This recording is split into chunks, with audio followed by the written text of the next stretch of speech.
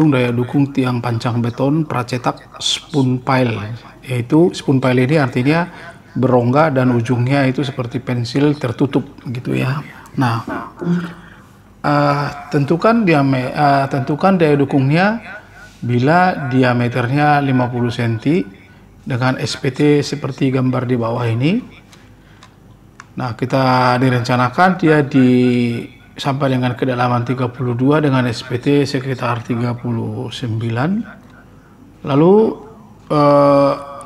ini adalah soal lanjutan daripada menghitung daya dukung tiang pancang baja dengan ujung terbuka. Jadi nanti ada di situ penjelasan-penjelasan yang lebih detail. Nanti kalau di sini mungkin tidak jelas, barangkali bisa dibuka di video yang sebelumnya. Nanti saya kasih alamat videonya di bawah ini di dalam description. Kemudian kita akan menghitung properties daripada tiang beton spoon pile-nya, diameter 0,5, luas ujung penampangnya itu 0,20. Jadi ini luas ujung penampang tertutup ya, bukan luas penampang yang berongga gitu. Nah, panjangnya 28, 4D-nya 2, berarti 4 kali 0,5 sama dengan 2 meter. Nah, pertama langkah-langkah yang harus kita kerjakan adalah nilai koreksi daripada N-nya atau harga SPT-nya. Jadi nggak langsung dimasukin berapa. Nah, pertama sebelumnya udah kita jelaskan bahwa harga N1 itu harga pada ujung tiang. Nah, itu sebesar 39. Harga N2 yaitu harga N rata-rata jarak 4D dari ujung tiang. Nah, kalau kita perhatikan di sini 4D ke atas di sini yaitu 2 meter dari sini, ya kan, dari sini. Maka ada yaitu dari sini sampai ke sini 2. Nah, ini 2 meter, berarti di sini ada berapa? Pertama ada 39 ini, kemudian ada 34, kemudian ada 29 ya. Ya, karena dia sampai di sini. Nah, lalu kita hitung ini berapa apanya N-nya. Maka didapatkan di sini harga N rata-rata 34. Sehingga N koreksinya N1 ditambahin 2/2 hasilnya adalah 37. Nah, dari ujung tiang yang memotong N koreksi sama dengan 37, ini 37 ya. Sorry, bukan 30, ini 37. Ditarik garis lurus ke sini, ini ditarik garis lurus ke atas, ini 37 kira-kira. Oke. Kemudian perpotongannya dengan ini ditarik ke sini. Lalu ditarik garis, lalu di sini dari ujung sini terbangun segitiga. Nah, di sini nanti dibangun lagi segitiga yang sama dengan ini, maka jarak ini sama dengan jarak ini, yaitu dihitung L-nya berapa di situ L-nya ya. Jadi L-nya itu sekitar 1,2 dari sini sampai dengan ujung itu. Itulah L, panjang penetrasi daripada ujung tiang atau tanah di sekitar situ. Nah, ini kita coba perbesar, ini dia. Jadi ini saya pindahkan ke sini.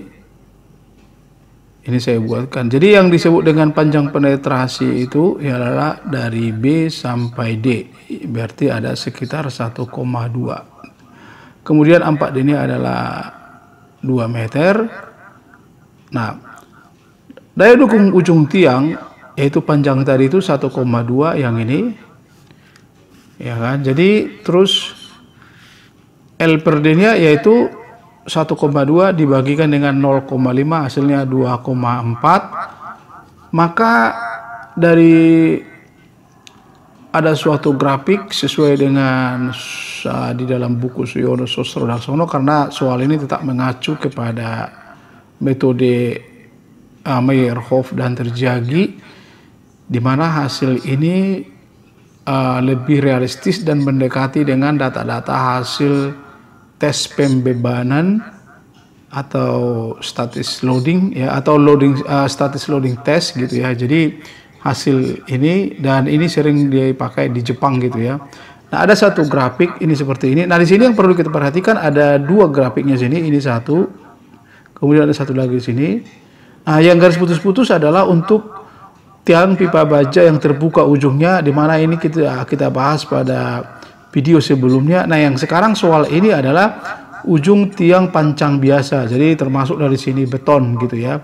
Maka ini dia yang garis ini. Maka dari sini ini ke sini bisa dibuatkan juga persamaan garisnya, yaitu QD per N yang ini sama dengan 2L per D tambah 10 gitu ya. Jadi ini gradiennya dikalikan dengan ini, yaitu 30 dikurang 10, 20 dibagikan dengan 10, 2L per D ditambahkan dengan 10. Lalu kita memakai grafik yang ini, oke. Maka dengan harga L per D nya itu yang ini 2,4, kita masukkan di sini L per D dikalikan dengan 2,4, 2 kali 2,4 tambahkan dengan 10, jadi 4,8 tambah 10 14,8. Maka maka didapatlah di sini Q per D nya 14,8, di mana itu sama dengan 8 dikalikan dengan ini 37 sama dengan 540, 7 kali 60 didapat 107,48 ton. Nah, jadi inilah daya dukung tiang ujung bearingnya gitu, end bearingnya. Kemudian kita akan menentukan daya dukung geser di sepanjang dinding tiang. Nah, di sini metodenya dihitung lapis per lapis gitu ya, jadi diurai dia. Nah, sesuai dengan jenis lapis tanahnya gitu ya. Jadi dicari dulu dari sini ke sini gitu ya. Dari sini ke sini ini ada 2 meter dari sini. Nah, kemudian ininya N-nya dicari rata-ratanya. Jadi kalau saya buka Excel-nya di sini ya. Saya buka Excel. Ini adalah rata-rata dari sini, coba. Nah, ini oke. Ini rata-rata dari C10. Nah, ini sampai dengan 6 gitu ya. Jadi dari sini, kemudian nanti ini juga gitu, rata-rata dari sepanjang ini. Dari A6 sampai dengan 13. Coba kita buat dari C230 ini sampai C212 ini, oke. Nah, gitu ya. Terus ini juga gitu. Nah, kemudian didapat hasilnya sebagaimana berikut ini. Ini. Nah, kemarin minggu yang lalu juga saya sudah jelasin ya, bahwa kalau dia di bawah 10 maka hasilnya sama dengan berapa hasilnya. Jadi seperti ini, 3,33 dikali 2 sama dengan 6,6. 5,42 dikalikan dengan tingginya atau tebalnya sama dengan 5, ini juga 5,42 karena di bawah 10 ya. Kemudian 18,7, 3,74. Kenapa? Di video sebelumnya juga saya sudah jelasin, tapi tetap saya jelaskan. Jadi ada 2 di sini, yang 34, 6 menjadi 6,8 ya. Nah, yang ini, jadi ini L ini panjangnya, ini N rata-rata ini adalah N rata-rata menjadi FI koreksi gitu ya. Nah, coba kita kembali ke yang tadi. Nah, dikatakan di sini intensitas gaya geser dinding tiang. Jadi kalau misalnya dia untuk tanah berpasir dan dia tiang pracetak, maka N-nya itu kalau dia lebih besar dari 10 maka N harus dibagi 5 gitu ya. Dan hasilnya harus lebih kecil dari 10. Nah, kalau dia tanahnya kohesif atau pasir, maka nilai kohesinya sama dengan N gitu. Jadi nggak dibagi 5 dia. Jadi tanah yang kohesif ini dia dihitung semua penetra gaya geseknya itu tidak dibagi tapi diberikan semua sesuai dengan kohesinya atau SPT-nya. Itu bedanya ya. Nah, itu jadi kalau pasir dibagi 5, kalau di kohesif tidak perlu dibagi 5 dan hasilnya harus lebih kecil dari 12. Oke, kita lihat kepada soal ini. Nah, di soal ini dikatakan dia 18,7 karena ini lebih besar daripada 10 untuk pasir. Maka ini dibagikan dengan 5. Jadi ini ada, saya sudah siapkan juga. Jadi ini dibagikan dengan 5 ini. Nah, ini dibagi 5. Kemudian juga yang ini 34 karena dia sama-sama pasir, dia dibagi 5. Hasilnya adalah 6,8, ini 3,74 ya. Maka dihitung berapa ini LI dikali FI-nya, yaitu 2 dikali 33 6,6, 18 kali 5,42 97,56, 6 kali ini 22,46, 2 kali 6,8 13,6, dijumlahkan hasilnya menjadi 140,28. Di sini juga saya buatkan sesuai tabel 67 di atas tiang pipa. Ini pipa beton ya, beton,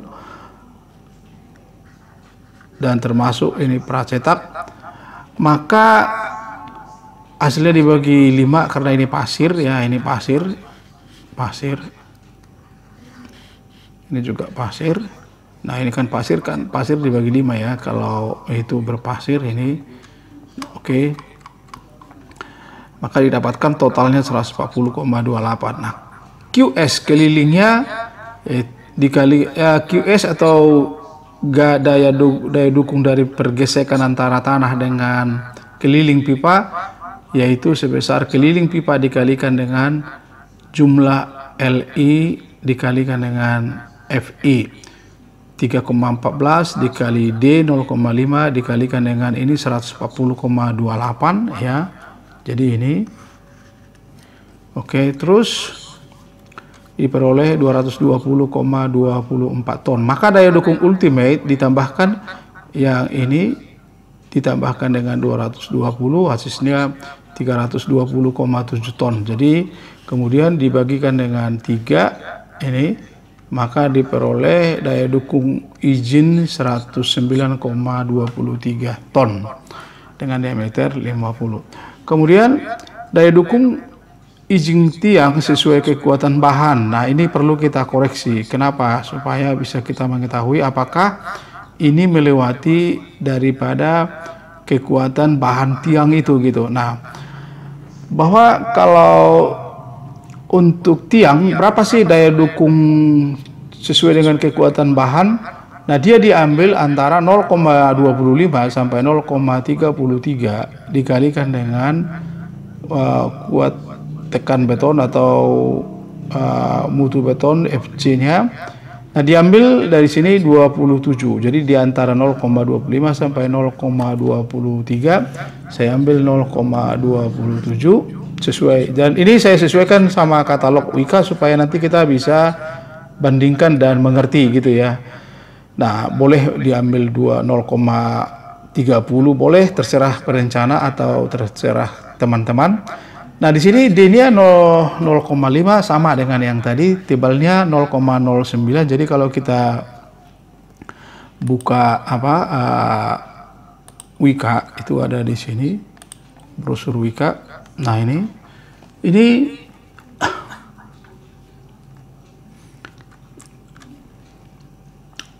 diameter 0,5 ini atau 500 mm. Ini tebalnya 90 mm atau 9 cm yang ini ya. Yang ini jadi 90 cm. Kemudian kita coba cari di sini, dimasukkan lagi di sini. Maka luas netonya 0,25 pi kali D dikurangi dengan D diameter luar dikurangi dengan D dikurangi 2 kali tebalnya dikuadratkan, diperoleh hasilnya 0,12 meter kuadrat atau 1200 cm kuadrat. Oke.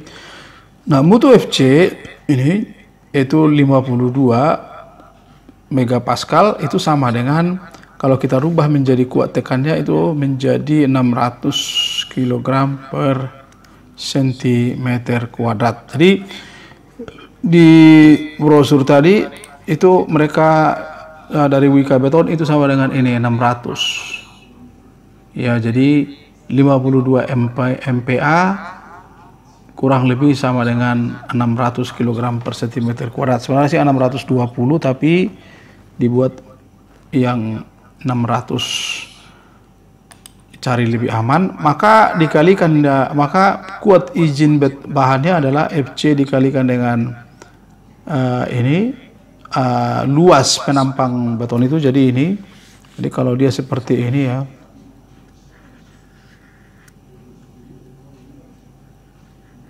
nah luasan ini, nah ini karena nanti ini yang akan ini nanti yang menahan bebannya gitu ya, menahan beban akan diteruskan ke sepatunya atau ke ujungnya masuk ke sini, maka ini harus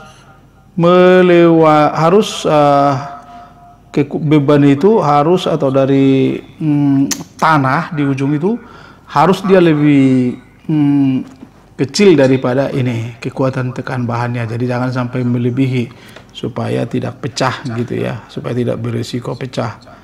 Nah,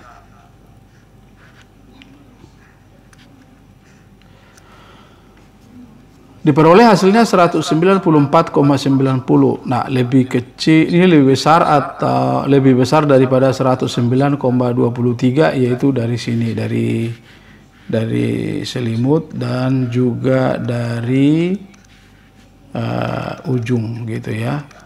Jadi masih aman, oke gitu ya. Nah, kita perlu membahas soal ini supaya kita mengerti bahwa ini adalah kalau Wika ngambil 0,27 ya, sangat aman sekali. Ini sama dengan sekitar 3 angka, sama dengan kalau pembaginya sama dengan 3,5 ini. Jadi 100/2 0,27 itu cukup, itu sangat aman sekali sebenarnya. Nah, jadi dari luas penampang yang ada gitu loh. Itu sebabnya kalau di sini dasarnya mendesain itu adalah ini luas penampang, luas A gitu loh. Jadi oleh karena itu, karena ini ke sini yang dikontrol ya kan, ke sini bukan kepada keseluruhannya, maka ini di dalam prakteknya tidak perlu lagi diisi dengan beton, tidak perlu lagi diisi dengan beton kecuali dianggap perlu sebagai anker atau pengangkur daripada tulangan gitu ya. Jadi kalau misalnya nanti ini sudah, di sini kan sudah ada nanti kan di sini ada besi dari pipa itu pecahannya itu ya, ada di situ kabel-kabelnya. Nah, kalau dia masih mau ditambah di sini boleh nanti kasih di sini angker besi dengan diameter minimal dari penampang. Lalu ini supaya ini bisa ada pegangannya, ada pengangkurannya, ini nanti dikasih diisilah itu dengan beton gitu, diisi dengan beton. Nah, boleh sepanjang 4D di sini boleh. Nah, ini beton boleh. Nah, di sini boleh, baru sini pasir. Nah, ini pasir.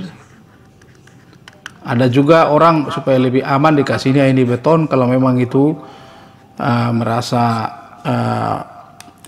lebih baik, dan juga ada pembayaran itemnya. Nah, ada orang kasih ini beton tapi dia di sini hanya bertulangannya hanya seperti sampai di sini gitu ya. Ini beton, ini minimal FC 30 mungkin ya. Kalau seperti baja minimal. Jadi kalau baja berbeda. Ini kita bahas dengan soal-soal sebelumnya. Kalau baja berbeda karena baja itu ya memang luas penampang total ini. Jadi itu memang harus diisi sampai kedalaman gini. Jadi kalau ini baja ya, ini baja. Nah, kalau ini baja ini harus diisi sampai, jadi misalnya pun kalau dia menjadi pilar dan muncul di atas tanah, muncul di atas dasar sungai, jadi di dasar sungai contoh. Nah, ini dasar sungai.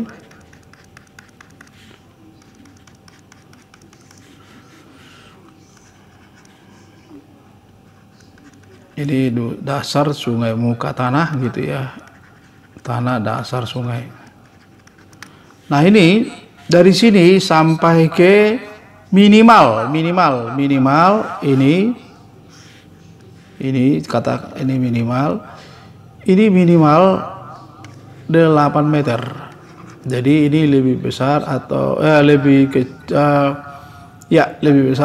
Ini minimal 8 meter. Nah, ini jadi sini lebih besar sama dengan 8 meter, diisi dengan beton sampai ujung gitu ya. Jadi sampai mana? Jadi ini semua nanti diisi beton sampai ujung, sampai sini. Jadi ini diisi dengan beton bertulang ya. Beton bertulang. Ini lalu dikasih atasnya angker di sini. Kemudian mutu betonnya itu minimal FC, ini FC 30. Beton yang bentuk SCC ya, jadi dia bisa padat sendiri. Nah, begitu.